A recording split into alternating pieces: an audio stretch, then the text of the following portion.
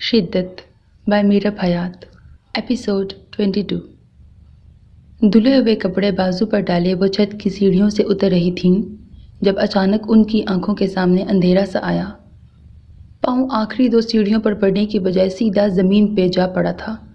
इससे पहले कि वो अपना तवाज़ुन खोकर गिर जाती, वलीद शाह के हाथों ने सरत से उन्हें थामा था। ज़हरा नूर के दिल को अचानक कुछ हुआ, यूं जैसे किसी ने मुट्ठी में भींच लिया हो। तुम ठीक तो हो? उन्हें कंधों से थामते हुए वलीद ने नरमी से पूछा। पलके झपकाते हुए ज़हरा ने गायब दमागी से सर हिलाया। नाश्ता किया है तुमने? ज़हरा की पेशानी पर चमकते पसीने के कतरे अपने हाथ के अंगूठे से साफ करते हुए वलीद ने मुकम्मल तवज्जो से पूछा। ज़हरा ने नफ़ी में सर हिलाया। पता नहीं क्या हुआ है, अचानक दिल भारी सा हो गया है। उनके पास से गुजरकर बरामदे में रखी मेज़ पर कपड़े रखते हुए उन्होंने आहिस्तगी से कहा, मैं ज़रा महर को देख लूँ। अपने दिल को तसल्ली देने के लिए वो उजलत भरे अंदाज में कहती महरमा के कमरे की तरफ बढ़ी। दरवाज़ा खोलकर अंदर झांका था। वो सामने ही मसहरी पर बैठी फॉर्म्स पुर कर रही थी। उनके आने पर महरमा ने सवालिया नज़रों से उनकी जानिब देखा। क्या हुआ अम्मा, ऐसे क्या देख रही हैं? उनके चेहरे पर फैले तशवीशनाक आसार देखती वो कुछ हैरान सी होकर बोली। अपने दिल पर हाथ रखती ज़हरा बेगम बे इख्तियार उसकी जानिब बढ़ी। पता नहीं, अचानक ऐसे लगा जैसे तुम्हें कुछ हो गया है। उसके पास बैठती वो भराई हुई आवाज़ में बोली। आंखें बे इख्तियार नम सी हो गई। उन्हें यूं रोते देख वो पेन छोड़ती उनके हाथ थाम गई। पता नहीं साल में हर 2 बार आपको ये वहम क्यों हो जाता है? मैं बिल्कुल ठीक हूँ, देखिए तो ज़रा। उनके हाथ मोहब्बत से थामे वो नर्म लहजे में बोली तो अपने आंसू पीने की कोशिश करती ज़हरा ने अस्बात में सर हिलाया। अल्लाह कभी तुम्हें कुछ ना करे। एक फीकी मुस्कान लबों पर सजाती वो आहिस्तगी से बोली। दिल की हालत अजीब सी हो रही थी। आमीन, महरमा ने सर हिलाते हुए कहा। आगे तालीम जारी रखने की खुशी में वह कुछ पल के लिए ही सही लेकिन अपना माजी नज़रअंदाज कर चुकी थी। उसे फिर से अपने काम में मशगूल होते देख वो उसके कमरे से बाहर निकल आईं। बाहर ही वो बरामदे में टहल रहे थे। हो गया दिल का इत्मीनान? उनके करीब आते हुए वलीद शाह ने संजीदगी से पूछा। बदले में ज़हरा ने खाली खाली नज़रों से उस शख्स की तरफ देखा। बरसों से ये बेसकूनी मेरे साथ है, जाने कब इत्मीनान नसीब होगा। कुर्सी पर बैठती वो थके हुए लहजे में बोली। पलकों पर अटके आंसू एक बार फिर रुखसार पर फिसले थे। वलीद शाह ने कुछ बेबसी से उनकी तरफ देखा। नाश्ता कर लो वरना तबीयत बिगड़ जाएगी, वलीद ने नरमी से कहा तो ज़हरा नूर ने सुलगती नज़रों से उनकी जानिब देखा। अच्छा है बिगड़ ही जाए, मर जाऊं तो शायद अजियत ख़त्म हो जाए, मेरी भी और कहते कहते उन्होंने वक्फा लिया, आपकी भी। इस बार एक एक लफ्ज़ पर जोर दिया गया था। वलीद शाह के दिल पे हाथ पड़ा था। वो लब भींचता उस औरत को देखता रह गया जो अब उससे हर हिसाब बेबाक करने पर तुल चुकी थी। वलीद को वहीं खड़ा छोड़कर वो खुद किचन में जा घुसी। दिन चढ़ आया था। सूरज की रोशनी 4 सू फैल कर ज़मीनों आसमान रोशन कर चुकी थी। कराची की सड़कों पर ट्रैफिक का अज़धाम सा लग चुका था। शहरी रिज़्क इकट्ठा करने की तगोदो में मशगूल नज़र आ रहे थे तो कहीं तलबा स्कूल्स, कॉलेजेस और यूनिवर्सिटियों के लिए रवां दवां थे। ऐसे में आलिम भी अली शाह की खातिर कराची यूनिवर्सिटी गया हुआ था, जबकि मनसब आलिम शाह नमाज फ़जर की अदायगी के बाद जो दोबारा सोया था तो अभी तक खाबे खरगोश के मज़े ही लूट रहा था। नाजिया बेगम किचन में मुलाजमा से अपने दोनों साहबजादों के लिए नाश्ता बनवा रही थी। जब तक नाश्ता तैयार हुआ, हैरत अंगेज तौर पर मनसब फ्रेश होकर कमरे से बाहर आ गया था। नाजिया बेगम के कहने पर उसने आलिम को कॉल मिलाई थी। वो भी यूनिवर्सिटी से वापसी के रास्ते पे था। 5 से 10 मिनट बाद उन दोनों के साथ नाश्ते की मेज़ पर मौजूद था। ऐसी कौन सी ज़रूरत आ पड़ी थी जो तुम्हें यूनिवर्सिटी जाना पड़ा? उसकी जानिब जूस का ग्लास बढ़ाते हुए नाजिया बेगम ने संजीदगी से पूछा। मनसब सर झुकाए बैठा खामोशी से नाश्ता कर रहा था। एक काम था, बहुत ज़रूरी था, उसी सिलसिले में गया था। आलिम ने उन्हें टाला। हो गया? नाजिया बेगम ने नरमी से पूछा। जी हो गया है। फोर्क प्लेट में रखते हुए दूसरे हाथ में मोबाइल पकड़े वो मसरूफ़ से अंदाज में बोला। उसने रास्ते में ही सर शम्स का नंबर अलीशा को फॉरवर्ड कर दिया था, लेकिन उसने अभी तक सीन नहीं किया था। बिलाशुबा HOD के मोबाइल से ये नंबर हासिल करना आसान नहीं था, क्योंकि इतने कम वक्त में टीचर्स के मालूमाती रजिस्टर तक पहुंचना तो बहरहाल नामुमकिन सा काम था। چپڑاسی کی مدد لے کر اس نے تھوڑی دیر کے لیے HOD کا موبائل حاصل کر ہی لیا تھا۔ ایس نام کی لسٹ کھولتے ہی اسے دوسرے نمبر پر سر شمس لکھا ہوا نظر آ گیا تھا۔ اس کی تصویر اس نے جلدی سے اپنے موبائل میں کھینچ لی۔ اللہ بہتر کرے۔ نازیہ بیگم کی آواز پر وہ چونکا تھا، تبھی ان کا موبائل بجنے لگا۔ انہوں نے ایک نظر اسکرین پر ڈال کر کال ریسیو کر لی۔ السلام علیکم ماموں سرکار۔ فون کان سے لگاتے ہی انہوں نے دوسری جانب موجود سید ذوالفقار عالم شاہ کو سلام کیا تھا۔ جواباً انہوں نے پتہ نہیں کیا کہا تھا کہ ان کے چہرے کی رنگت بدل گئی۔ کیا؟ لیکن کیسے؟ کب؟ ہاتھ میں پکڑا چائے کا کپ میز پر رکھتے ہوئے انہوں نے پریشان زدہ سی ہو کر پوچھا۔ یا اللہ خیر، میں بس نکل رہی ہوں۔ آپ شاہ سائیں سے بات کریں نا، بالی کو اس کے پاس ہی چھوڑ دیں۔ خود کو سنبھالنے کی کوشش کرتی وہ جلدی سے بولی۔ منصب اور عالم دونوں ہی ان کی طرف متوجہ ہو چکے تھے۔ کیا ہوا؟ منصب نے پوچھا۔ سب خیریت تو ہے؟ عالم بھی کچھ متفکر ہوا تھا۔ ان دونوں کے سوال پر نازیہ بیگم نے خود کو سنبھالنے کے لیے اپنی پیشانی مسلی۔ وہ ایک ملازمہ کے ساتھ حادثہ پیش آ گیا ہے، سیڑھیوں سے گر گئی ہے وہ، ہمیں فوراً نکلنا چاہیے۔ چیئر سے اٹھتی وہ سرد سے بولی۔ ان کی متغیر ہوتی رنگت نے جہاں عالم کو چونکا دیا تھا، وہیں منصب کے چہرے پر ناقابل فہم تاثرات پھیل گئے۔ ایک ملازمہ کے لیے اتنی جلدی مچانے کی ضرورت نہیں ہے، آپ پہلے ناشتہ تو کر لیں۔ منصب نے کافی سنجیدگی سے انہیں مخاطب کیا۔ ضرورت کیوں نہیں ہے؟ سندل اپنے میکے میں ہے اور میں یہاں ہوں۔ حویلی کے اندرونی معاملات مرد تھوڑی نہ سنبھال سکتے ہیں۔ بس تم یوں کرو کہ ہمارے لیے فلائٹ لے لو، ہم بائی ایئر چلے جاتے ہیں۔ اسے جواب دیتی نازیہ بیگم کافی سے زیادہ پریشان نظر آ رہی تھیں۔ منصب کی حیرت دید نہیں تھی۔ عالم دل میں ابھرتے اندیشوں کا گلا گھونٹے کافی ضبط سے بیٹھا ہوا تھا۔ میں فلائٹ نہیں لوں گا، ہم تھوڑی دیر تک گاڑی میں ہی روانہ ہوں گے۔ آپ خود کو ہلکان نہ کریں، ملازمین مینج کر لیں گے۔ اپنی نشست چھوڑ کر کھڑا ہوتا ہوا لاپرواہی سے بولا۔ لیکن انہوں نے بولنے کی کوشش ہی کی تھی جب عالم نے ان کا ہاتھ تھام کر انہیں خاموش کروا دیا۔ منصب ایک نظر ان دونوں پر ڈال کر واپس کمرے میں جا گھسا۔ اس کے جاتے ہی عالم چیئر سے اٹھا تھا۔ عالم، مرہا موت کے منہ میں ہے۔ اس کے سوال پوچھنے سے پہلے ہی اسے جواب دیتی وہ اس کے بدترین خدشے کی تصدیق کر چکی تھی۔ کیسے؟ ڈوبتے دل پر ہاتھ رکھتے ہوئے عالم نے بڑی دقت سے پوچھا تھا۔ وہ چھت پر کپڑے دھو رہی تھی، سیڑھیوں پر سے پاؤں پھسلا اور وہ گر گئی۔ اسے بتاتے ہوئے نازیہ بیگم کی آنکھیں نم ہو گئیں۔ عالم کے اندر باہر ہر طرف اذیت پھیلتی چلی گئی۔ میں یہ تکلیف برداشت نہیں کر پاؤں گا اماں، ان کا ہاتھ تھامے کھڑا وہ بامشکل بولا۔ خود کو سنبھالو، یہ وقت ہمت ہارنے کا نہیں ہے۔ اس کے کندھے پہ ہاتھ رکھتے ہوئے انہوں نے محبت بھرے لہجے میں کہا۔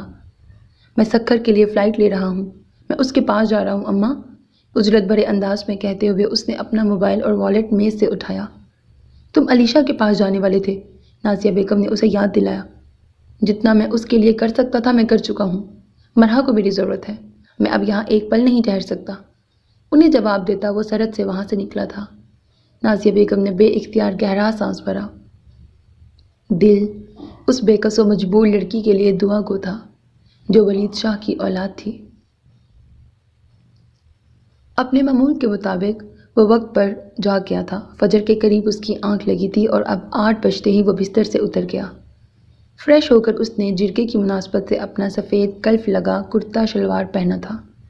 بازو کونیوں تک فولڈ کر کے اس نے خود پر پرفیوم کا چھڑکاؤ کیا، پھر موبائل بیڈ سے اٹھا کر کمرے سے باہر نکل آیا۔ پیشانی پر بکھرے بال، گیلے بالوں کی نوکیں اس کی بھووں تک آ رہی تھی۔ گھنی سیاہ بھووں تلے سجی بڑی بڑی گہری سیاہ آنکھوں میں سرخ ڈورے لیے وہ بنا اطراف میں دیکھے ناک کی سیٹ میں چل رہا تھا۔ ناشتے کی میز پر سردار شمول لگاری اس کے منتظر تھے، وہیں ایک جانب رودابہ لگاری بھی سر جھکائے کھڑی تھی۔ میں نے بلاوا بھیجا تھا تو ناشتے کے لیے کیوں نہیں آئے؟ اسے وہاں آتا دیکھ وہ سنجیدگی سے بولے تھے۔ میرا موڈ نہیں تھا، اس نے بے تاثر لہجے میں جواب دیا۔ تمہارے موڈ سے میں بہت پریشان ہوں، اسے گھورتے ہوئے انہوں نے سخت لہجے میں کہا۔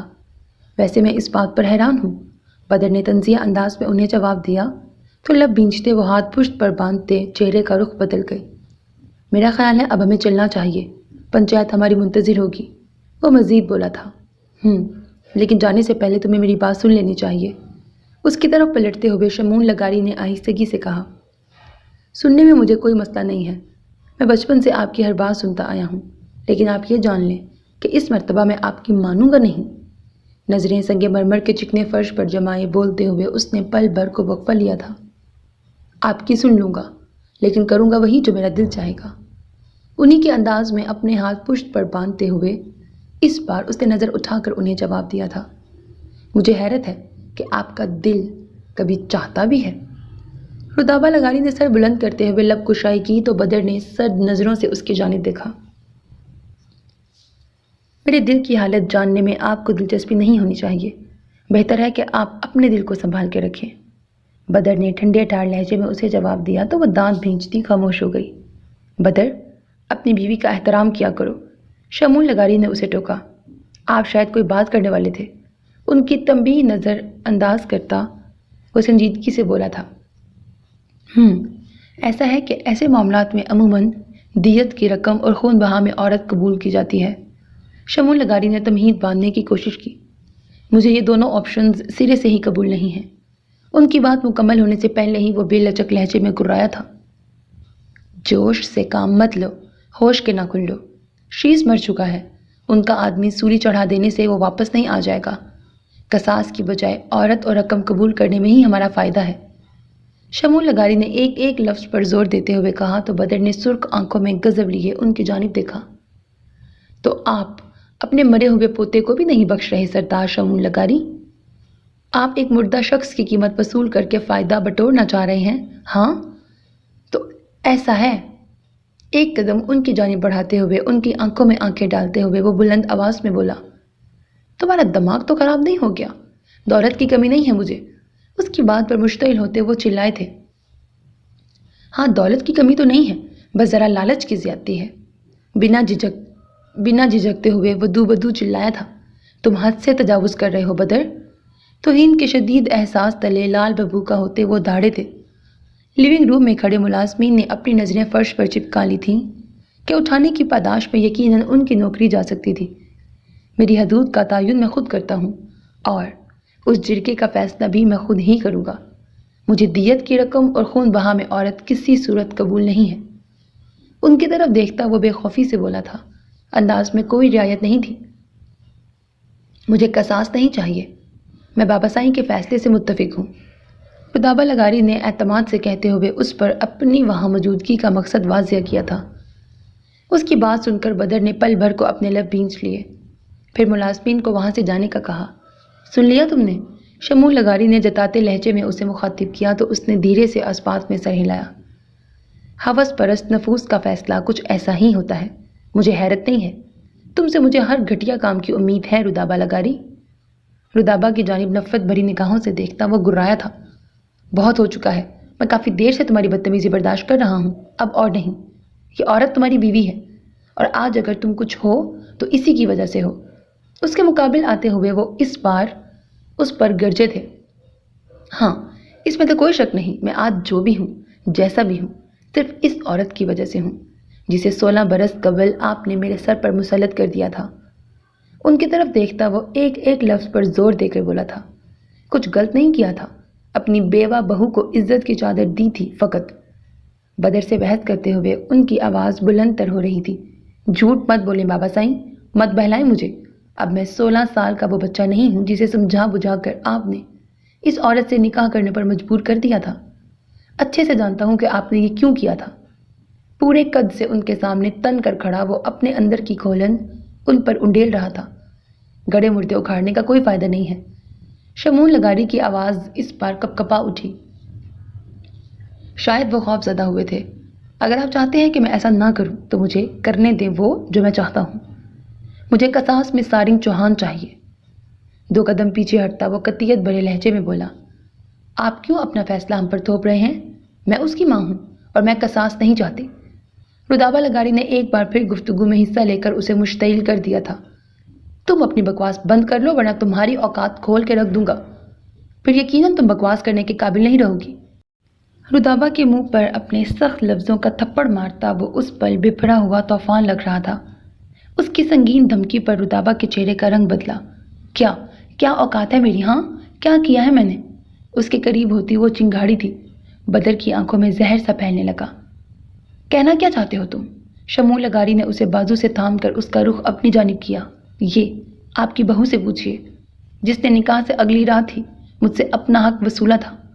اس کی جانب دیکھتا وہ بے تاثر لہجے میں بولا تھا۔ اس کی بات کی گہرائی کو سمجھتے شمول لغاری نے بے یقینی سے رودابہ کی جانب دیکھا، جس کا رنگ اس انکشاف پر پھیکا پڑ چکا تھا۔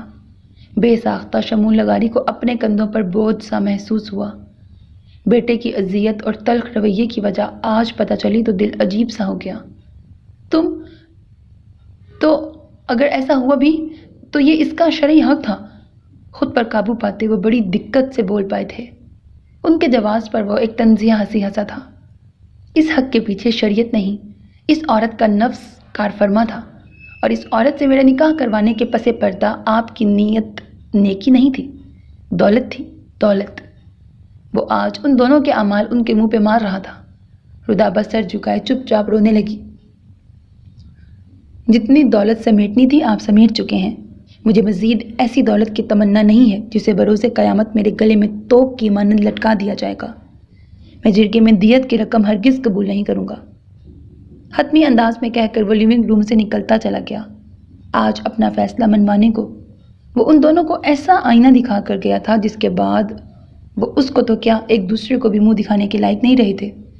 شمول لغاری نے آنکھوں میں حیرت اور ناگواری لیے رودابہ کی طرف دیکھا۔ گھٹیا عورت، تو نے میرے بیٹے کو برباد کر دیا۔ اس کی گردن دبوچتے وہ چلائے تھے۔ رودابہ نے سرت سے ان کی کمزور گرفت سے خود کو آزاد کروایا۔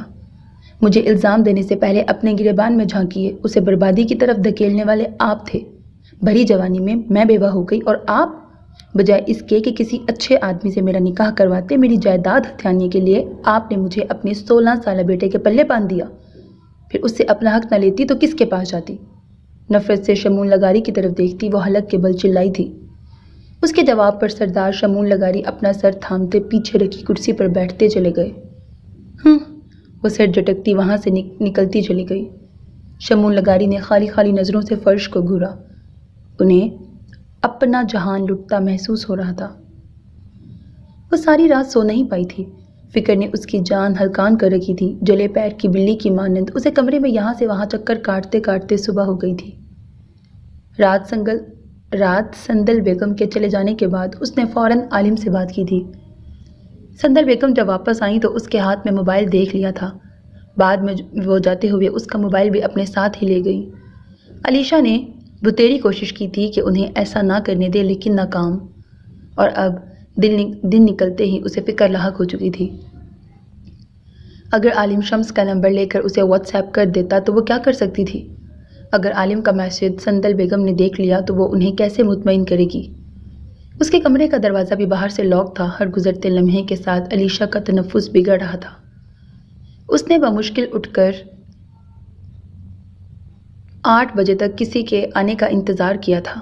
اس کے بعد ہمت کرتی وہ کھڑکی کی طرف بڑھی۔ احتیاط سے باہر کو لٹکتی وہ 7 والے کمرے کی بالکنی میں کودی تھی۔ وہ کمرہ شہیر کا تھا۔ اس پل اس نے شدت سے دعا مانگی تھی کہ شہیر کے کمرے کا دروازہ لاک نہ ہو۔ بدقسمتی سے دروازہ لاک نہیں تھا۔ جسے اپنی خوش قسمتی سمجھتی وہ شہیر کے کمرے سے باہر نکل آئی۔ گرل کے پاس آ کر نیچے لاؤنج میں جھانکا تھا۔ ایک جانب ڈائننگ ٹیبل پر اسے اپنے بابا سائیں اور تایا سائیں بیٹھے نظر آئے۔ وہ دونوں ناشتہ کرنے میں مصروف تھے۔ وہ پلٹی اور دبے پاؤں فرسٹ فلور پر گیسٹ روم میں چلی آئی۔ واش روم سے پانی گرنے کی آواز آ رہی تھی۔ یقیناً سندل بیگم اندر ہی تھی۔ وہ دبے پاؤں بیڈ کے پاس چلی آئی۔ باری باری تکیے اور کشنز ہٹا کر اس نے اپنا موبائل ڈھونڈنے کی کوشش کی، لیکن ناکام۔ علیشہ نے لمبا سانس لیتے ہوئے ایک نظر واش روم کے بند دروازے پر ڈالی۔ تبھی اس کی نگاہ ڈریسنگ ٹیبل پر پڑی جہاں اس کا موبائل پڑا ہوا تھا۔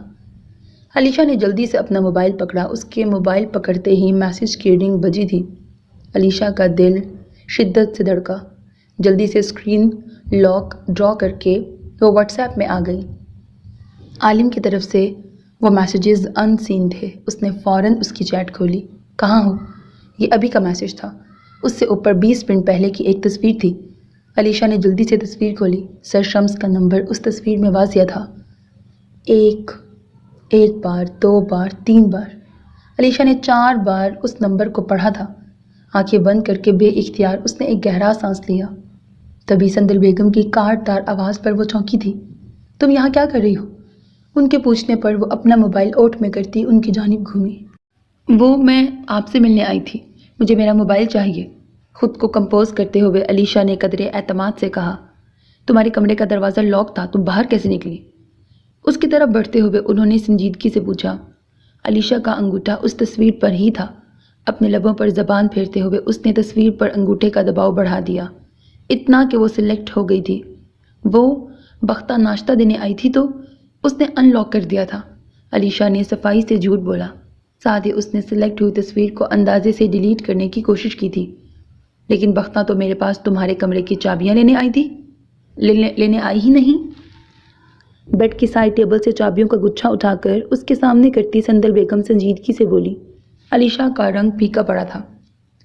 مجھے میرا موبائل چاہیے، ہمت جتاتی وہ جٹائی سے بولی، حالانکہ وہ تم پہلے ہی لے چکی ہو۔ اس کی پشت سے موبائل جھپٹتے ہوئے انہوں نے سخت لہجے میں کہا، تو مارے خفت کے۔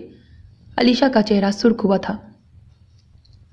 وہ کون ہے جس سے بات کرنے کے لیے تم لاکڈ کمرے سے باہر نکل آئیں؟ اسی انداز میں بولتے ہوئے انہوں نے موبائل کی اسکرین کی طرف دیکھا۔ عالم کی چیٹ دیکھ کر وہ کچھ حیران ہوئی تھی۔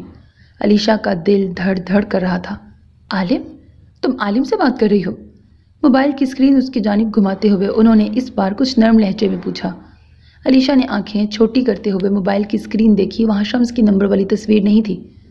وہ اس تصویر کو ڈیلیٹ کرنے میں کامیاب ہو چکی تھی۔ علیشا نے دل ہی دل میں سکون کا سانس لیا۔ جی، اس نے کہا تھا کہ وہ یہاں آئے گا اور آج جرگے میں شرکت کرے گا۔ علیشا نے ان کی طرف دیکھتے ہوئے کہا، ٹھیک ہے، اسے کال کر لو اور پوچھ لو۔ موبائل اسے تھماتے ہوئے سندل بیگم نے مدھم آواز میں کہا۔ علیشا نے فوراً اسے کال ملائی لیکن وہ آف ہو چکا تھا۔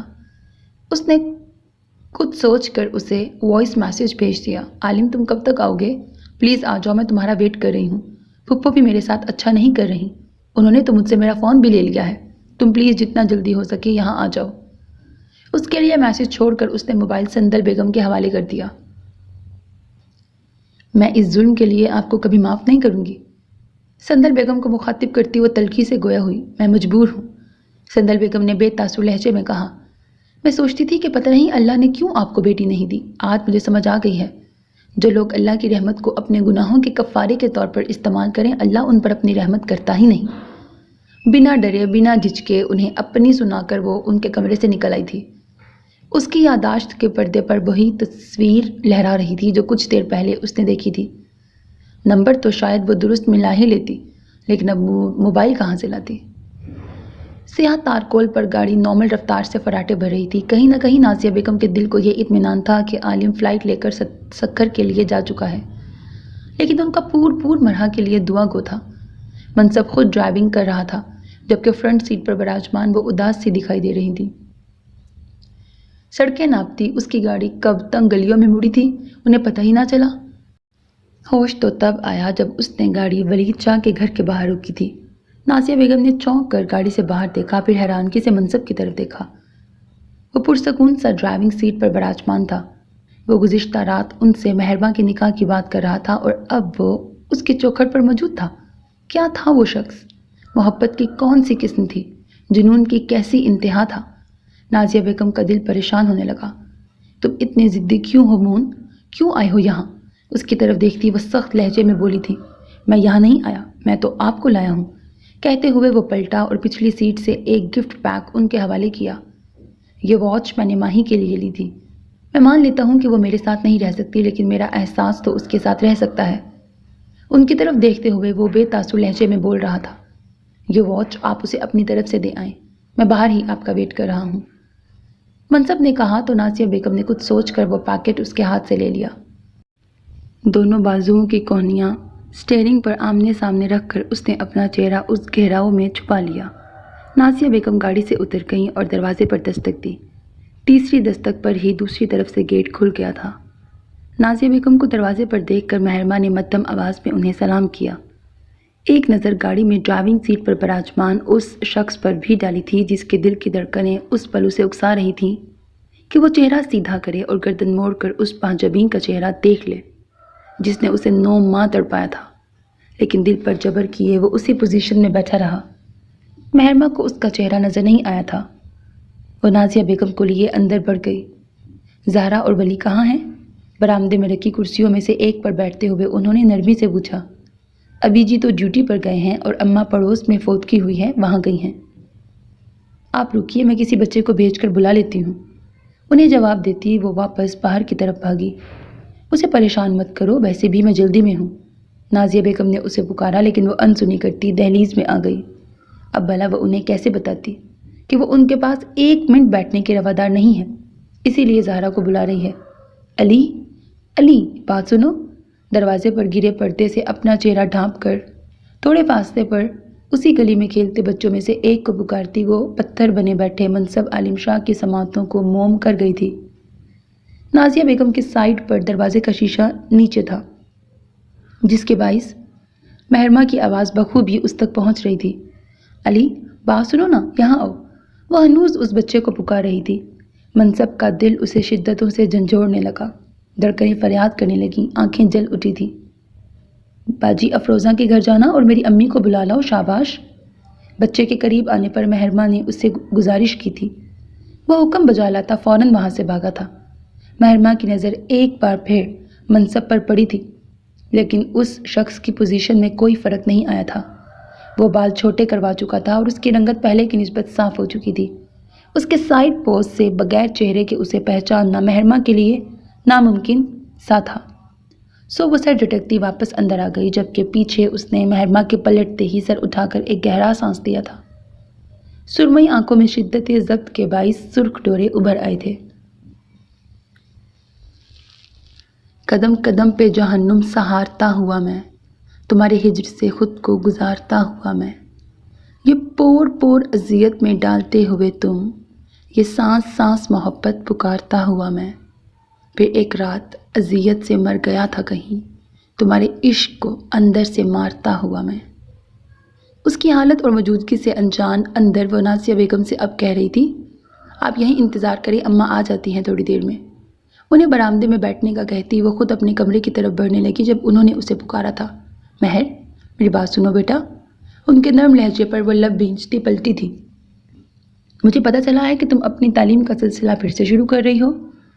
مجھے تمہارے لیے یہ گھڑی اچھی لگی، تم یہ رکھ لو۔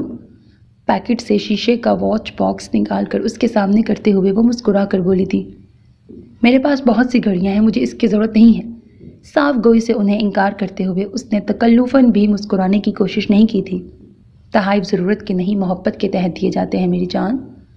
اس کی تھوڑی پیار سے چھوتے ہوئے انہوں نے ہنوز اسی لہجے میں کہا تو مہرما نے شرمندہ سی ہو کر وہ باکس ان سے لے لیا۔ بلیک کلر کی نفیس سی گھڑی اسے پہلی ہی نظر میں اچھی لگی۔ تھینکس۔ اس بار وہ زبردستی مسکرائی تو نازیہ بیگم نے اس کے سر پہ ہاتھ رکھ دیا۔ خوش رہو اور اسے ضرور پہننا، یہ تمہیں خریدنے والے کی محبت کا احساس دلائے گی۔ اس کی جانب دیکھتے ہوئے انہوں نے پیار بھرے لہجے میں کہا تو اس نے سر اسبات میں ہلا دیا۔ زہرا تو ابھی تک آئی ہی نہیں، مجھے دیر ہو رہی ہے، میں چلتی ہوں۔ تم اپنا خیال رکھنا اور اسے میرا سلام کہنا۔ اپنی چادر سنبھالتے ہوئے انہوں نے آہستگی سے کہا تھا، آپ بیٹھیں تو صحیح، وہ آنے والی ہوں گی۔ مہرما نے مروت نبھانے کی معمولی سی کوشش کی۔ نہیں میری جان، میں پھر کبھی آؤں گی، ابھی مجھے جلدی ہے۔ اس کا کندھا تھپتھپا کر کہتی وہ وہاں سے پلٹ گئی۔ مہرما انہیں دروازے تک چھوڑنے آئی تھی۔ ان کے باہر نکلتے ہی اس نے دروازہ بند کر لیا تھا۔ تیسری بار بھی وہ شخص اسے اسی پوزیشن میں نظر آیا تھا۔ روبوٹ، اپنے ذہن میں آتی سوچ کو جھٹکتی وہ واپس کمرے میں آ گئی، جبکہ باہر اس نے نازیہ بیگم کے بیٹھتے ہی گاڑی آگے بڑھا دی۔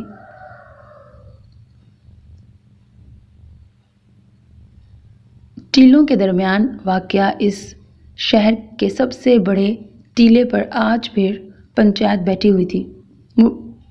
مٹھی کے تمام معزز بزرگ لکڑی کی چارپائیوں پر شان سے براجمان تھے۔ مٹی اور بدین کے علاقائی لوگ گول گھیراؤ کی صورت میں زمین پر بیٹھے شیز کے قتل کے مقدمے کی سنوائی کے لیے وہاں موجود تھے۔ سورج کی روشنی عام دنوں کے برعکس کچھ مدھم خوشگوار سی تھی۔ وہاں نصب واحد چبوترے پر 5 موڑھے بریکٹ نرم لکڑی سے بنا آرام دہ سٹول لگائے گئے تھے، جن میں مرکزی موڑھے پر سردار شمون لغاری براجمان تھے۔ ان کے دائیں بائیں دوسرے معززین مقدمے کی سنوائی کے لیے بیٹھے ہوئے تھے۔ ان کے پیچھے 2 قدموں کے فاصلے پر وہ ہاتھ پشت پر باندھے اپنی پوری شان سے کھڑا ہوا تھا۔ سیاہ آنکھوں میں ازلی سرد مہری اور کشادہ پیشانی پر غرور کی لکیریں پھیلائے وہ ہر نظر کا مرکز تھا۔ سنوائی شروع ہو چکی تھی جس میں پہل سارنگ چوہان کے باپ نے کی تھی۔ معذرت کے ساتھ لیکن سردار بات غیرت کی ہے۔ سردار شمول لغاری کا پوتا ایک مجمع میں ہماری عزت روندنے والا تھا جب میرے بیٹے نے اسے قتل کیا۔ سر بلند کرتے ہوئے سارنگ کے باپ نے مکمل اعتماد سے کہا، تیری غیرت تب کہاں ہوتی ہے جب تیرے گھر کی عزت شہر میں نیم عریاں لباس میں گھومتی پھرتی ہے؟ تب کہاں تھی جب تیرے گھر کی عزت نے شیش لغاری کی باہوں میں باہیں ڈال کر سٹیج ڈرامہ کیا تھا؟ بلند و بالا آواز میں بولنے والا یہ سردار شمول لغاری کا ملازم تھا جسے شیش کی جانب سے بولنے کا حق حاصل تھا۔ یہ ہمارا ذاتی معاملہ ہے سردار، اسے یوں اچھال کر ہمیں بے عزت نہ کیا جائے۔ عبدالغفور چوہان نے بھی لب کشائی کی تھی۔ ذاتی معاملے کی آڑ لے کر تم لوگ سارنگ چوہان کے گناہ پر پردہ نہیں ڈال سکتے۔ یہ شہری چونچلے ہیں جس میں تمہارے گھر کی عزت اپنی مرضی سے شامل ہوئی تھی اور وہ منظر اس ڈرامے کا حصہ تھا جسے دیکھ کر تمہارا بیٹا مشتعل ہو گیا اور اس نے شیش کو قتل کر دیا۔ اسی آدمی نے کافی صاف گوئی سے حقیقت کو واضح کیا تھا۔ بدلے میں ان دونوں بھائیوں کو چپ لگ گئی۔ میں اپنے دعوے کو سچ ثابت کرنے کے لیے 3 گواہوں کو پیش کروں گا جس میں سے ایک چوہانیوں کی بیٹی کی سہیلی ہے، دوسرا اس یونیورسٹی کا استاد ہے اور تیسرا سارنگ چوہان کے ان کرائے کے باڈی گارڈز میں سے ایک ہے جو اس نے قتل کرنے سے 1 دن پہلے ہی فقط 2 دن کے لیے اپنے ساتھ مقرر کیے تھے۔ محمد تپر نامی وہ شخص مکمل اعتماد سے بول رہا تھا۔ پھر باری باری وہاں تینوں گواہ پیش کیے گئے تھے۔ سارا کو وہاں دیکھ کر پہچاننا بدر کے لیے مشکل نہیں تھا۔ وہ بھی شاپنگ مال والے اس مغرور دیوتا کو پہچان چکی تھی۔ اس نے بنا جھجکے وہاں یہ گواہی دی تھی کہ علیشہ نے اس ڈرامے میں اپنی مرضی سے حصہ لیا تھا۔ سارنگ کا گناہ جو پہلے ہی واضح تھا اس کے پیچھے کارفرما غیرت نامی وجہ کو بھی بڑی بے دردی سے مسترد کر دیا گیا تھا۔ تمام گواہوں اور دونوں فریقین کا موقف جان لینے کے بعد میں سردار شمول لغاری، مقتول کے والد سردار بدر لغاری جو کہ میرا جانشین ہے، کو یہ اختیار دیتا ہوں کہ وہ چوہانیوں سے قصاص یا خون بہا کا تقاضا کر سکتا ہے۔ اس کے فیصلے کا احترام اس پنچایت کا ہر شخص کرے گا۔ اپنے گھٹنے پر مضبوطی سے ہاتھ جمائے سردار شمول لغاری اپنی کڑکدار آواز میں پوری قوت سے بولے تھے، ہم قبول کرتے ہیں۔ دائیں جانب بیٹھے سردار نے ان کی تائید کی تھی، ہم بھی قبول کرتے ہیں۔ بقیہ سرداروں نے بھی یک زبان کہا تھا۔ اب مجمع کی نگاہیں اور سماعتیں سردار بدر لغاری کی جانب تھیں۔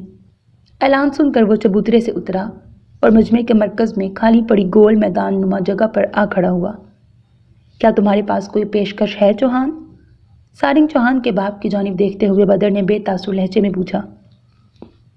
میں آپ سے درخواست کرتا ہوں کہ ہمیں قصاص کے بوجھ میں مبتلا نہ کریں۔ ہم یہ بوجھ اٹھانے کی استطاعت نہیں رکھتے۔ ہاں، دیت کے لیے جتنی رقم آپ چاہیں اور ہمارے خاندان کی جس عورت کا مطالبہ آپ کریں گے ہم آپ کو مہیا کریں گے۔ اس کے سامنے جھک کر ہاتھ جوڑتے ہوئے سارنگ کے باپ نے ملتجیانہ کہا تھا۔ اس کی پیشکش سن کر بدر نے پلٹ کر سردار شمول لغاری کی جانب دیکھا۔ ان کا چہرہ بے تاثر تھا۔ اگر میں تم پر رحم کر دوں تو دیت میں تم کیا رقم پیش کرو گے؟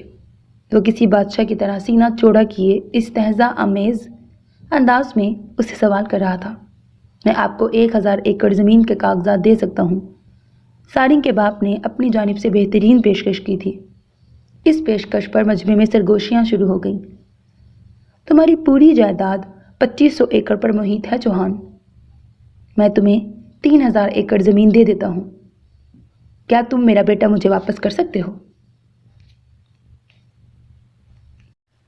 اس کی جانب دیکھتے ہوئے بدر لغاری حلق کے بل چلایا تھا۔ مجمع کو سانپ سونگھ گیا۔ مقابل نے بدر کے سامنے ہاتھ جوڑ لیے۔ سردار رحم کریں۔ وہ سراپا التجا بنا ہوا تھا۔ بدر نے لب بھینچتے ہوئے سلگتی نظروں سے اس کی جانب دیکھا۔ 10 مربع زمین جس کا مالک تمہارا پورا خاندان ہے، اس میں سے 8 مربع زمین تم ہمارے نام کرو گے۔ دوسری چیز، خون بہا میں 9 ملازمائیں ہمیں دو گے اور 10ویں تمہاری بھتیجی علیشہ چوہان میرے نکاح میں آئے گی۔ اس کی باروب بھاری آواز نے مجمع پر لرزہ سا طاری کر ڈالا تھا۔ چوہانیوں کو اپنے سر پر آسمان سا ٹوٹتا محسوس ہوا۔ مقابل کھڑا شخص انہیں فقیر کر دینے کے در پر تھا، لیکن ان کے پاس قبول کرنے کے سوا کوئی چارہ نہیں تھا۔ ہمیں منظور ہے۔ ان دونوں بھائیوں کے لب ہاں میں ہلے تھے۔ عبدالغفور چوہان کی آنکھیں بیٹی کے غم میں بھیگ گئیں، لیکن اسے بچانا ان کے لیے ممکن ہی نہ رہا تھا۔ ان کے حامی بھر لینے پر ہجوم میں شور سا پھیل گیا۔ ہر زبان پر بدر لگاری کی صفاکی اور چالاکی کے چرچے تھے۔ بدر کے لبوں پر ایک مدھم سی فاتحانہ مسکراہٹ پھیل گئی۔ دیت کے لیے تمہیں 1 ہفتے کی مہلت دی جاتی ہے، اور تمہاری بھتیجی تم کل صبح پورے 10 بجے میرے نکاح میں دو گے۔ حکمیہ انداز میں کہہ کر اس نے پلٹ کر ایک نظر اپنے باپ کی طرف دیکھا، جس کی آنکھوں میں بدر کے لیے ستائش تھی۔ ان کا بیٹا چوہانیوں کو چاروں شانے چت کر چکا تھا۔ تصور میں علیشہ کا چہرہ بسائے وہ اس ہجوم کو چیرتا وہاں سے نکلتا چلا گیا۔ اس کے علاقائی مسلح گارڈز نے سرد سے اس کا پیچھا کیا تھا۔ پیچھے اس ہجوم میں کھڑی سارا کو یقین ہو چکا تھا کہ علیشہ کا برا وقت شروع ہونے کو ہے۔ چیکنگ ایریا سے باہر نکلتے ہی اس نے سید ذوالفقار عالم شاہ کو کال ملائی تھی۔ ان سے ہاسپٹل کی بابت جان کر وہ سیدھا ہاسپٹل پہنچا تھا۔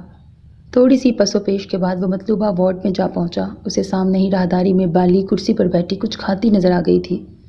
اسے وہاں آتا دیکھ بالی نے فوراً ہاتھ میں پکڑی پلیٹ نیچے رکھی اور چادر سے منہ صاف کرتی اٹھ کھڑی ہوئی۔ سرکار آپ یہاں؟ آپ تو جی کراچی میں تھے نا؟ حیرت سے آنکھیں پھیلاتی وہ لہجے کو ڈرامائی انداز دیتی سرگوشیانہ بولی تھی۔ مرحا کے پاس کون ہے؟ اس کا سوال نظر انداز کرتے ہوئے عالم نے عجلت بھرے لہجے میں پوچھا۔ بابا جی سرکار ہیں، اندر ہی بیٹھے ہیں۔ میں نے تو جی بہت منع کیا تھا کہ اس کم ذات کے لیے وہ خود کو پریشان نہ کریں۔ ایسی چھوٹی موٹی چوٹیں تو لگتی ہی رہتی ہیں، لیکن میری نہیں مانی انہوں نے۔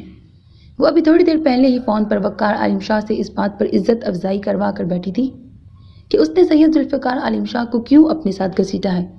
اسی لیے ڈر کے مارے اس نے عالم کو بھی اپنی صفائی دی۔ اس کے جواب اور لفظوں کے چناؤ پر عالم کا دماغ مزید خراب ہوا تھا۔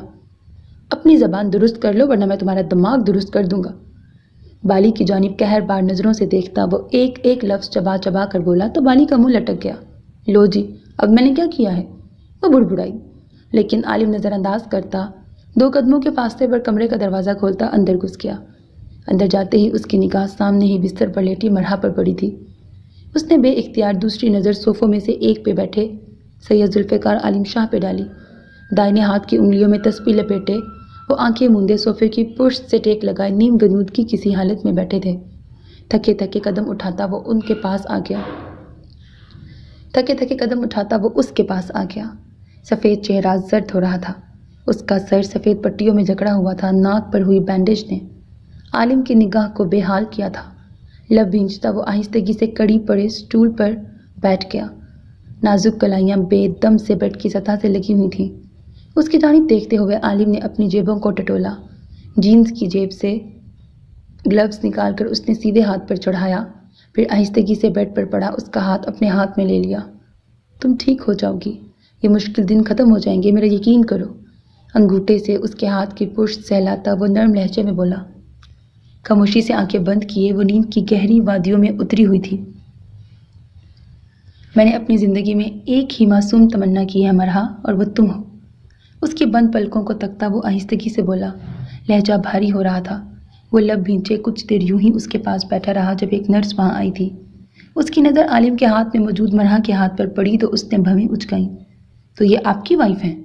عالم سرکار آپ ہیں؟ مرحا کی جانب آتی وہ نرم مسکراتے لہجے میں بولی۔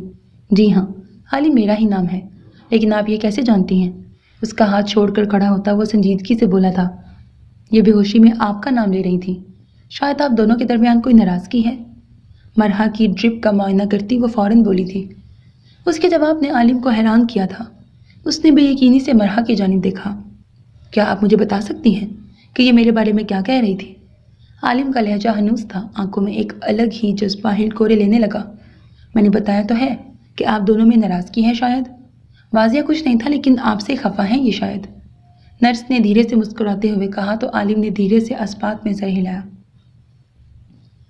میں ڈاکٹرز سے بات کرنا چاہتا ہوں، ہاتھ سے گلو اتارتے عالم نے کہا تو وہاں سے پلٹتی نرس واپس اس کی طرف مڑی۔ ڈاکٹرز ابھی راؤنڈ پر گئے ہیں، واپس آئیں گے تو میں انہیں یہیں بھیج دوں گی۔ ویسے بابا جی سے بات ہو چکی ہے ان کی، آپ چاہیں تو ان سے تفصیل پوچھ سکتے ہیں۔ نرس نے پیشہ ورانہ انداز میں اسے آگاہ کیا تو وہ وہاں سے ہٹتا سید ذوالفقار عالم شاہ کے پاس آ گیا۔ نرس خاموشی سے کمرے سے نکل گئی۔ پنجوں کے بل ان کے پاس زمین پہ بیٹھتے ہوئے اس نے نرمی سے ان کا تسبیح والا ہاتھ تھام کر لبوں سے لگا لیا۔ اس کے لمس پر وہ چونک کر سیدھے ہوئے۔ عالم کو سامنے پا کر ان کی بوڑھی آنکھوں میں چمک سی آ گئی۔ عالم، میرے بچے؟ انہوں نے محبت سے اس کے سر پہ ہاتھ پھیرا۔ ڈاکٹرز کیا کہہ رہے ہیں دادا؟ ان کا ہاتھ اپنی گرفت میں لیتے ہوئے عالم نے مدھم لہجے میں پوچھا۔ آنکھوں میں اذیت ہلکورے لے رہی تھی۔ وہ ہوش میں آئے گی تو معلوم ہو سکے گا کہ اس کے دماغ کا کوئی اہم حصہ ڈیمیج ہوا ہے یا نہیں، کیونکہ بظاہر تو صرف اس کے سر کا پچھلا حصہ پھٹا ہے۔ فرش کو گھورتے وہ ملول سے ہو کے بولے۔ اس نے گردن موڑ کر بستر پر لیٹے اس وجود کی جانب دیکھا جو اسے اپنی جان سے بڑھ کر عزیز تھا۔ اسے ایک بار ہوش آ جائے میں تم دونوں کا نکاح کروا دوں گا۔ وہ مزید گویا ہوئے تو وہ ان کی جانب پلٹا۔ آپ ایسا سوچ بھی کیسے سکتے ہیں؟ کمرے کے اندر داخل ہوتے وقار عالم شاہ کچھ حیرت اور خوبکی کے ملے جلے تاثر سمیت بولے تھے۔ میری کسی سوچ کو تمہاری اجازت درکار نہیں ہے وقار۔ ان کی جانب دیکھتے ہوئے سید ذوالفقار عالم شاہ نے اپنے مخصوص لہجے میں کہا تو انہوں نے عالم کی جانب دیکھا جو اچانک باپ کو سامنے دیکھ کر کھڑا ہو گیا تھا۔ بلا شبہ آپ کو میری اجازت کی ضرورت نہیں ہے، لیکن یہ میری اولاد کا معاملہ ہے، آپ یوں فیصلہ نہیں کر سکتے۔ ہاتھ پشت پر باندھتے ہوئے وقار عالم شاہ نے بنا جھجکے انہیں جواب دیا۔ یہ زندگی میں پہلی مرتبہ تھا کہ وہ سید ذوالفقار عالم شاہ کے مقابل یوں کھڑے ہوئے تھے۔ ان کے واضح جواب پر وہ لب بھینچتے ہوئے خود بھی کھڑے ہو گئے۔ عالم نے سہارا دینے کے لیے انہیں تھاما۔ یہ صرف دادا کا فیصلہ نہیں ہے بابا، میں مرحا کو پسند کرتا ہوں اور دادا صرف میری پسند کا خیال کر رہے ہیں۔ ان کے کچھ بولنے سے پہلے ہی عالم نے باپ کو جواب دیا۔ اس کی بات پر وقار عالم شاہ نے سوالیہ نظروں سے اپنے باپ کی طرف دیکھا۔ کیا واقعی؟ ذات پات اور رتبے مقام کی تفریق بھول کر آپ کب سے اپنے بچوں کی پسند کا خیال کرنے لگے ہیں بابا؟ کیا میری پسند کی کوئی وقت نہیں تھی یا ولید عالم شاہ کی پسند پر آپ کو کوئی شک تھا؟ اپنے باپ کی آنکھوں میں دیکھتے وقار عالم شاہ مکمل سنجیدگی سے بولے تھے۔ ان کے سوال نے سید ذوالفقار عالم شاہ کو گونگا کر ڈالا تھا۔ وہ انہیں جواب دینے کے قابل نہ رہے تھے۔ آپ کو جواب دینے کے لیے معافی چاہتا ہوں، لیکن یہ وقت ان باتوں کا نہیں ہے، ہم اس بارے میں بعد میں بات کر سکتے ہیں۔ نظریں جھکاتے ہوئے عالم نے آہستگی سے کہا، ہم اس بارے میں کوئی بات نہیں کریں گے اور یہ فیصلہ حتمی ہے۔ اور آپ بابا سرکار، آپ کی طبیعت پہلے ہی بہت مشکل سے سنبھلی ہے، آپ کو یہاں نہیں آنا چاہیے تھا۔ اگر آ گئے ہیں تو اب واپس چلیے، میں آپ ہی کو لینے آیا ہوں۔ عالم کو سختی سے جواب دیتے ہوئے انہوں نے آخر میں سید ذوالفقار عالم شاہ کو مخاطب کرتے ہوئے لہجہ نرم کر لیا تھا۔ بابا سرکار ٹھیک کہہ رہے ہیں، آپ کو واپس جانا چاہیے، مرحا کے پاس میں رک جاتا ہوں۔ عالم نے سید ذوالفقار عالم شاہ سے کہا تو وقار شاہ نے ناگواری سے بیٹے کی طرف دیکھا۔ تم سے کس نے کہا کہ تم یہاں رکو گے؟ یہاں ملازمائیں موجود ہیں، وہ دیکھ لیں گی۔ تم بھی ہمارے ساتھ واپس جا رہے ہو، قطعیت بھرے انداز میں کہتے وہ پلٹ گئے۔ میں کہیں نہیں جاؤں گا، یہی ہوں جب تک یہ ہوش میں نہیں آ جاتی۔ خود کو کمپوز کرتا وہ پر اعتماد لہجے میں بولا تھا۔ اس کے صاف انکار پر وہ لب بھینچتے اس کی جانب پلٹے۔ میں منصب کی وجہ سے پہلے ہی کافی کچھ برداشت کر چکا ہوں، اب تم سے میں ایسی کوئی توقع نہیں کرتا کہ تم مجھے تکلیف پہنچاؤ۔ جو میں کہہ رہا ہوں وہ کرو عالم۔ عالم کی جانب دیکھتے ہوئے وہ مدھم سلگتے ہوئے لہجے میں بولے تو وہ لب بھینچتا نظریں جھکا گیا۔ تم میری تذلیل کر رہے ہو وقار؟ اپنی چھڑی پکڑتے ہوئے سید ذوالفقار عالم شاہ ان پر برہم ہوئے تھے۔ استغفر اللہ، میں ایسا سوچ بھی نہیں سکتا۔ وقار شاہ فوراً سے پہلے بولے تھے۔ تو پھر میرے فیصلے کا احترام کرو۔ میں اپنے متعلق تمہاری پریشانی کو سمجھتا ہوں، اسی لیے تمہارے ساتھ جا رہا ہوں، لیکن تم اپنی اولاد کی پریشانی نہیں سمجھ رہے۔ اگر یہ رکنا چاہتا ہے تو اسے مجبور مت کرو، عالم کو یہیں رکنے دو۔ انہوں نے کافی سنجیدگی سے ان پر اپنے الفاظ کو واضح کیا تھا۔ بدلے میں وہ پل بھر کو خاموش رہ گئے، پھر ہولے سے اسبات میں سر ہلایا اور کمرے سے باہر نکل آئے۔ ڈاکٹر سے مل لینا اور مرحا کا خیال رکھنا، اسے نصیحت کرتے وہ خود بھی وہاں سے چلے گئے۔ ان کے چلے جانے کے بعد وہ ایک بار پھر اس کی جانب پلٹا، ایک تھکی ہوئی نظر اس کے وجود پر ڈال کر وہ صوفے پر بیٹھ گیا۔ حالات کی سنگینی اسے آنے والے وقت سے خوف زدہ کر رہی تھی۔ مرحا کو حاصل کرنا آسان نہیں تھا۔ اپنے حالات سے پریشان ہوتا وہ اپنا سر ہاتھوں میں تھام گیا۔ کوئی موسم تو ایسا ہو کہ دل کے زخم بھر جائیں، اگر ایسا نہیں ہوتا تو پھر کتنا ہی اچھا ہو کہ ساری خواہشیں دل کی، وہ سارے خواب اور ارماں یوں ہی گھٹ گھٹ کے مر جائیں، مجھے آزاد کر جائیں۔ لب سختی سے بھینچے وہ سامنے سڑک پر نگاہیں جمائے خاموشی سے گاڑی ڈرائیو کر رہا تھا۔ سکر کی حدود میں داخل ہوئے تقریباً 20 منٹ ہونے کو آئے تھے۔ حویلی پہنچنے میں اب کچھ ہی وقت باقی تھا، لیکن وہ اسی زاویے سے ڈرائیونگ سیٹ پر بیٹھا ہوا تھا جس سے وہ ان گلیوں میں بیٹھا تھا جن کی بھول بھلیوں میں وہ اپنا دل گنوا آیا تھا۔ نازیہ بیگم کا دل اس کی حالت پر حقیقتاً پریشان تھا۔ چاہنے کے باوجود وہ اسے مخاطب نہیں کر پائی تھیں کہ اس کا چہرہ بتا رہا تھا کہ اگر اسے چھیڑا گیا تو وہ رو پڑے گا، اور کم از کم نازیہ بیگم میں اسے روتا ہوا دیکھنے کی ہمت نہیں تھی۔ مزید کچھ وقت گزرا تھا اور جب اس کی گاڑی بڑی حویلی کی حدود میں داخل ہوئی تو نازیہ بیگم کو سکون کا سانس آیا۔ گاڑی ڈرائیور کے حوالے کر کے وہ ان کے قریب آیا اور اپنے مخصوص انداز میں وہ انہیں اپنے حصار میں لیتا اندرونی عمارت کی طرف بڑھا تھا۔ اس کے ضبط اور حوصلے پر نازیہ بیگم کی آنکھیں بڑھانے لگیں۔ ان کے دونوں بیٹے ولید شاہ کی دونوں بیٹیوں کے لیے کس اذیت سے گزر رہے تھے، اس امر سے وہ دونوں بھائی آپس میں آگاہ نہیں تھے، لیکن وہ ان دونوں کی اذیت سے بخوبی واقف تھیں۔ اندر جاتے ہی نازیہ بیگم نے سید ذوالفقار عالم شاہ کے کمرے کا رخ کیا تھا کہ یقیناً مرحا کے متعلق کوئی بھی خبر انہیں بابا جی سرکار سے ہی مل سکتی تھی۔ تم تھوڑی دیر آرام کر لو، پھر میں تمہارے لیے کھانا لگواتی ہوں۔ اس کے چوڑے کندھوں میں سے ایک پر محبت سے ہاتھ رکھتے ہوئے انہوں نے نرم لہجے میں کہا۔ اس کی سرمئی آنکھوں کی رنگت ان کا دل چیر رہی تھی۔ مجھے بھوک نہیں ہے اماں، آپ کھا لیجیے گا۔ ان کا ہاتھ اپنے کندھے سے ہٹا کر نرمی سے اپنی گرفت میں لیتے ہوئے اس نے مدھم آواز میں کہا۔ اس کا لہجہ اس پل بھیگا ہوا سا تھا۔ نازیہ بیگم کے لیے سر کو اسبات میں ہلانا اس پل محال ہوا تھا۔ مان وقار عالم شاہ کی سنجیدہ سی آواز پر وہ چونک گئیں۔ میں آپ سے وضاحت نہیں مانگ رہا، لیکن آپ کم از کم مجھے وجہ تو بتا ہی سکتے ہیں۔ ان کی آواز بابا جی سرکار کے حجرے سے آ رہی تھی۔ لہجہ ہموار تھا، لیکن نازیہ بیگم کو کسی گڑبڑ کا احساس ہوا تھا۔ میں تمہارے اس سوال سے کیا اخذ کروں، یہ بتاؤ وقار شاہ۔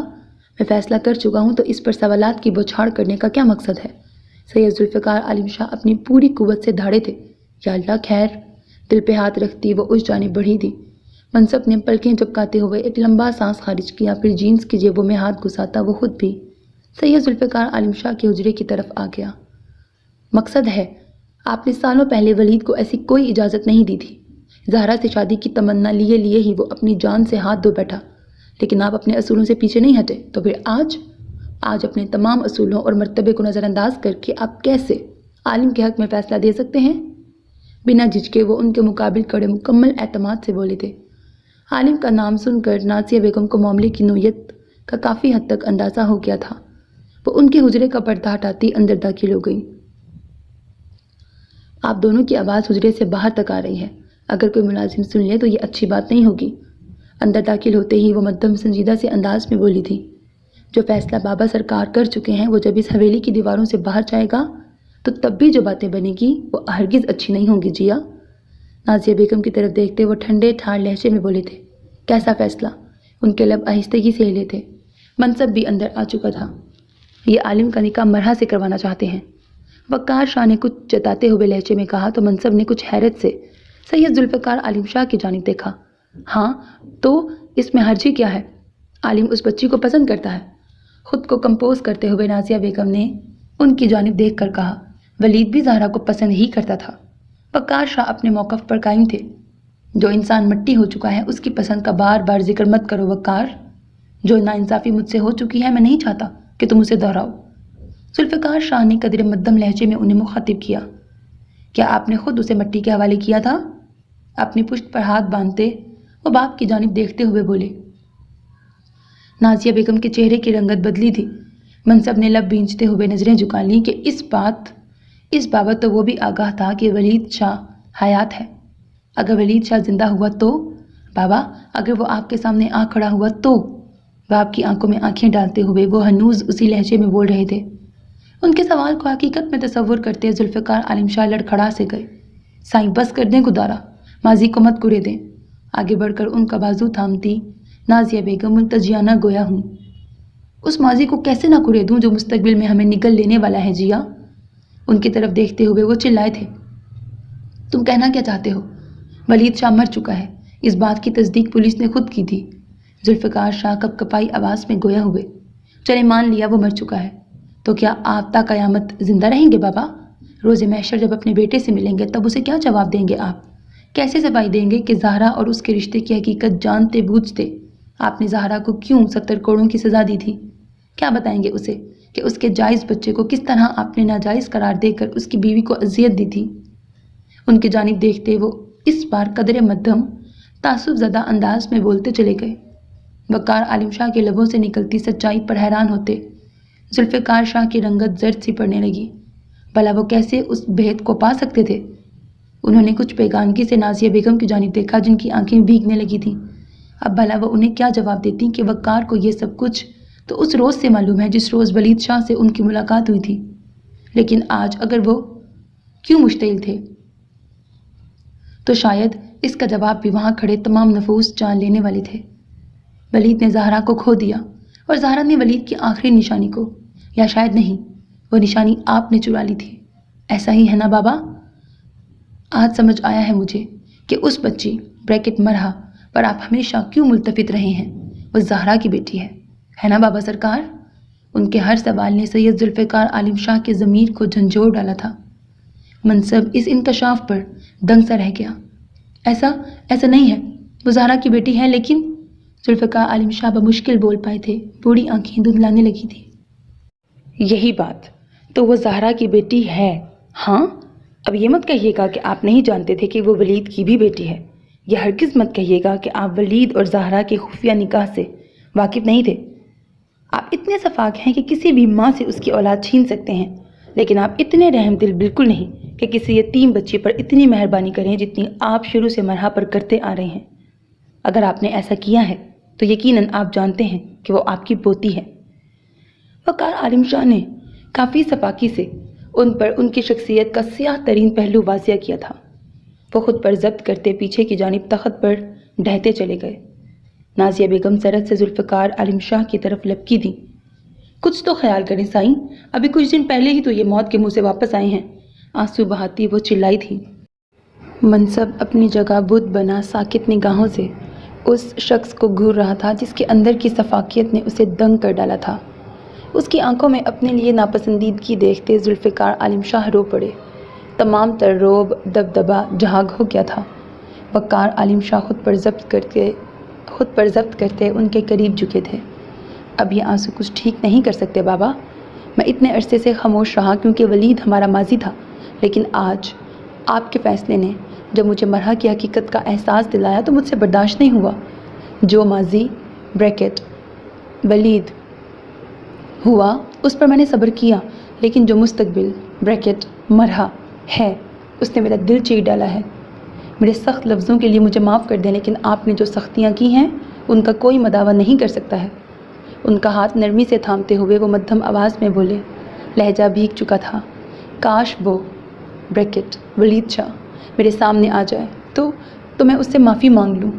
وقار عالم شاہ کے ہاتھ پر اپنا دوسرا ہاتھ رکھتے ہوئے وہ بھیگی ہوئی آواز میں بولے تھے۔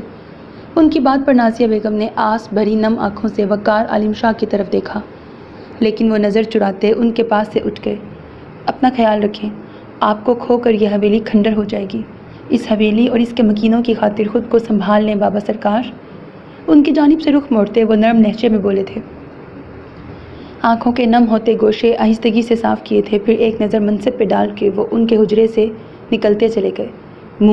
میں نے تمہارا شدت سے انتظار کیا ہے، مجھے یوں نہ دیکھو میرے بچے۔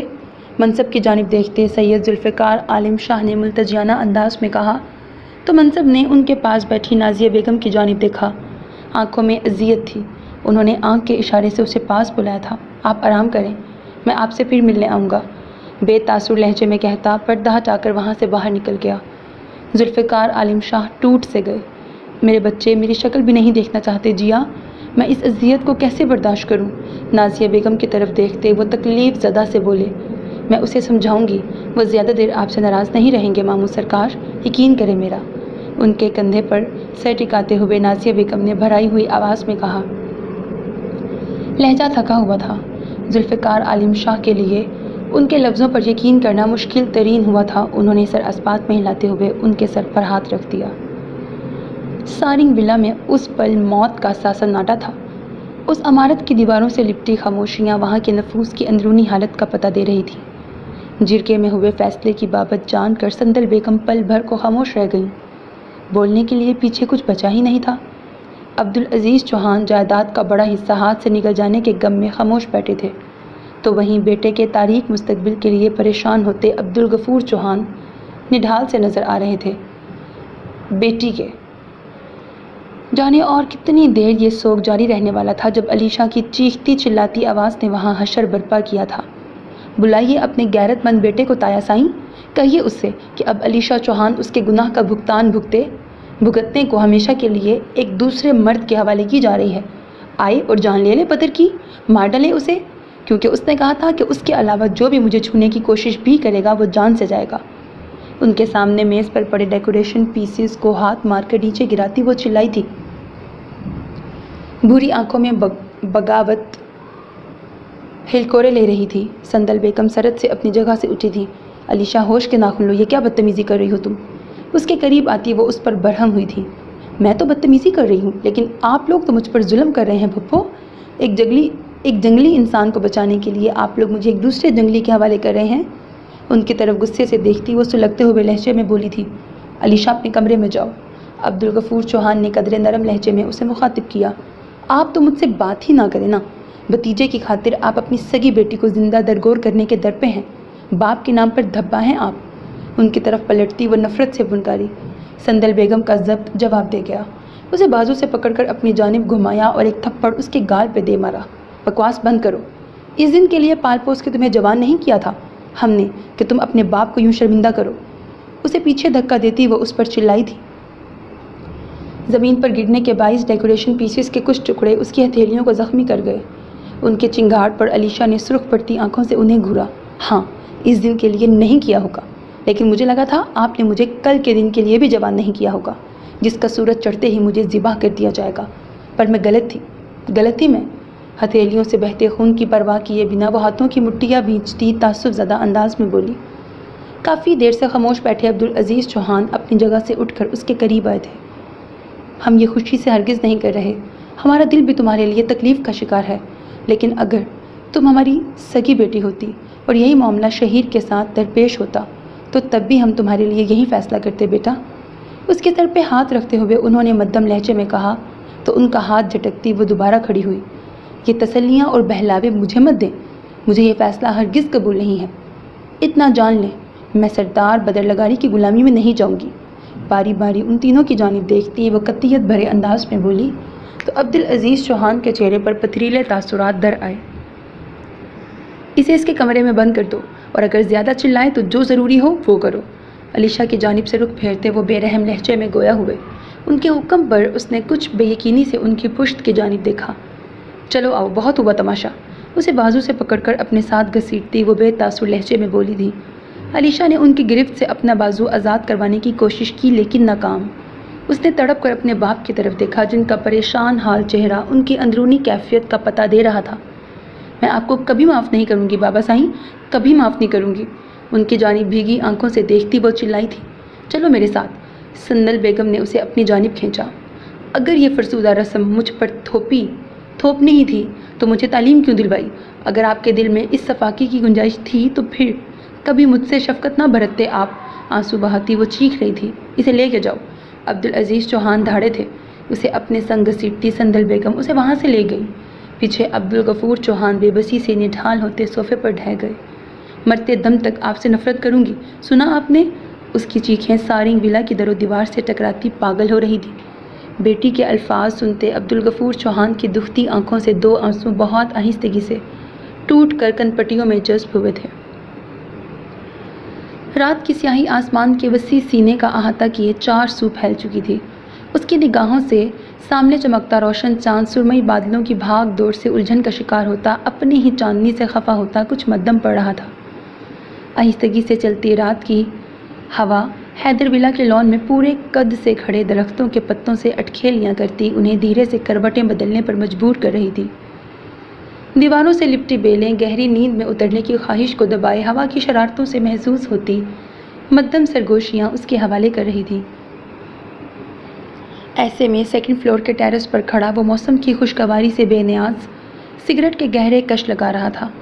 سیاہ آنکھوں میں مخصوص سرد مہری کا سا تاثر تھا۔ جرگے میں کیے گئے فیصلے پر جس قدر مطمئن سردار شمول لگاری تھے، اس سے کئی گنا زیادہ وہ خود پرسکون تھا۔ جس فیصلے کے لیے اس نے رودابا لگاری کو لاجواب کیا تھا، اس نے وہی فیصلہ جرگے میں دیا تھا۔ آخر کیوں؟ کس لیے؟ کیا وہ علیشا چوہان کی طرف مائل ہو گیا تھا، یا دولت کی لالچ نے اس کی آنکھوں پر بھی پٹی باندھ دی تھی؟ آسمان پر چمکتے تاروں پر نگاہ دوڑاتے ہوئے اس کے لب دھیرے سے پھیل کر سمٹے تھے۔ اسے صبح کا وہ منظر بخوبی یاد تھا جب وہ جرگے میں جانے کے لیے حیدر ولا کی عمارت سے باہر نکلا تھا۔ اس کے موبائل کی بجتی گھنٹی نے اس کی توجہ اپنی جانب کھینچی تھی۔ اس وقت کو سوچتے ہوئے اس کی سیاہ آنکھیں مزید سیاہ ہوئی تھیں۔ ہیلو، مجھے سر شمس سے بات کرنی ہے، ہو سکتی ہے؟ اس کے کال ریسیو کرتے ہی وہ دوسری جانب سے بولی تھی۔ اس کے لہجے سے ہی پہچان چکا تھا کہ دوسری جانب علیشا چوہان ہے۔ اپنا لہجہ پل میں ہموار کرتے ہوئے اس نے اسے جواب دیا تھا، جی ہاں، میں شمس بات کر رہا ہوں۔ آپ کی تعریف؟ جانتے بوجھتے وہ انجان بنا تھا۔ سر میں علیشا بات کر رہی ہوں، بتاتے ہوئے اس کی آواز بھرا گئی تھی۔ مس علیشا، آپ؟ Is everything okay? اس اذیت ناک لمحے میں کس قدر اطمینان سے اس نے خود کو شمس کے کردار میں ڈھالا تھا۔ یہ کمال ضبط تھا یا بے حسی کی انتہا، لیکن بلا شبہ یہ صلاحیت سردار شمس البدر لگاری میں ہی تھی کہ وہ اپنا لہجہ، اپنا انداز، اپنے جذبات، حتیٰ کہ احساسات پر بھی قابو رکھتا تھا۔ یہاں کچھ ٹھیک نہیں ہے سر، پلیز ہیلپ می۔ شیز کی ڈیتھ آپ کے سامنے ہی ہوئی تھی اور اب اس کے قتل کی سزا مجھے مل رہی ہے۔ علیشا کی لرزتی ہوئی آواز اس کی سماعتوں میں اترتی اس کے احساسات منجمد کر گئی تھی۔ شیز کے نام نے اس کے اندر دہکتی آگ کو بھڑکا دیا تھا۔ کیا کر سکتا ہوں میں آپ کے لیے؟ گفتگو کو طوالت دیے بغیر اس نے سیدھا سوال پوچھا تھا۔ مجھ سے نکاح کر لیں، میں صرف آپ سے محبت کرتی ہوں۔ یہ لوگ مجھے خون بہا میں ایک قبائلی سردار کے نکاح میں دے دیں گے اور میں ایسا نہیں چاہتی۔ علیشا کے تقاضے نے پل بھر کو حیران کر دیا تھا، لیکن اگلے ہی پل اس کی آنکھوں میں چمک آئی تھی۔ آپ جانتی ہیں کہ میں شادی شدہ ہوں، پھر بھی آپ میرے نکاح میں آنا چاہتی ہیں؟ اس نے مدھم سنجیدہ سے لہجے میں اس سے سوال پوچھا تھا۔ میں برداشت کر لوں گی، مجھے سب گوارا ہے، لیکن مجھے اس سردار کے نکاح میں نہیں جانا سر۔ علیشا کے جواب نے بدر کے لبوں پر ایک شفاف مسکراہٹ بکھیر دی تھی۔ کب کرنا ہے نکاح؟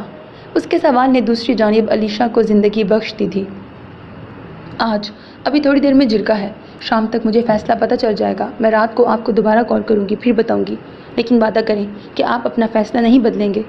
علیشا کی بات پر اس نے ہنکارا بھرا تھا۔ میرا آپ سے وعدہ ہے، میں آپ سے نکاح ضرور کروں گا۔ اسے یقین دلاتے ہوئے بدر کا لہجہ سرد ہو گیا تھا۔ تھینک یو سو مچ سر، مجھے یقین تھا کہ آپ مجھے انکار نہیں کریں گے۔ علیشا کی لرزتی آواز میں خوشی تھی۔ اپنا خیال رکھیے گا، اور ہاں، میں آپ کی کال کا انتظار کروں گا۔ اسے تاکید کرتے ہوئے بدر کا لہجہ جذبات سے عاری تھا۔ رابطہ منقطع کر کے اس نے ایک پرسکون نظر موبائل کی اسکرین پر ڈالی اور پھر جا کر اپنی گاڑی میں بیٹھ گیا۔ اس کے بعد اس نے جرگے میں سردار شمول لگاری کی مرضی کا فیصلہ دیا تھا، اور اب وہ حقیقتاً اس کی کال کا منتظر تھا، کیونکہ اگر وہ خود اپنے فیصلے سے پیچھے ہٹ جاتی تو جرگے میں کیا گیا اس کا اپنا فیصلہ اس پر بھاری پڑنے والا تھا۔ کچھ دیر یوں ہی کھڑے کھڑے مزید وقت سرکا تھا جب اس کے موبائل کی گھنٹی بجی۔ وہ اطمینان سے کھڑا سگریٹ کے گہرے کش لیتا رہا۔ ایک بار، دو بار، تین بار، چوتھی بار گھنٹی بجنے پر اس نے پلٹ کر لکڑی کی کرسیوں کے درمیان رکھی گول میز پر سے اپنا موبائل اٹھا لیا۔ کال صبح والے نمبر سے ہی آ رہی تھی۔ ریسیو کر کے فون کان سے لگاتا وہ وہیں ایک کرسی پہ بیٹھ گیا۔ آپ کہاں تھے؟ میں آپ کو کال کر رہی تھی کب سے۔ فون کان سے لگاتے ہی اسے علیشا کی بھیگی ہوئی آواز سنائی دی تھی۔ بدر نے ٹانگ پر ٹانگ چڑھاتے ہوئے کرسی کی پشت سے ٹیک لگا لی۔ سو میرے عزیز listeners, this was the end of this episode, hope that you like it. اپنا بہت خیال رکھیے گا نیک تمناؤں کے ساتھ۔ اللہ حافظ، and don't forget to subscribe to my channel because that's how you can encourage me, and that's the only kind of support and encouragement which I want from all of you. Allah Hafiz.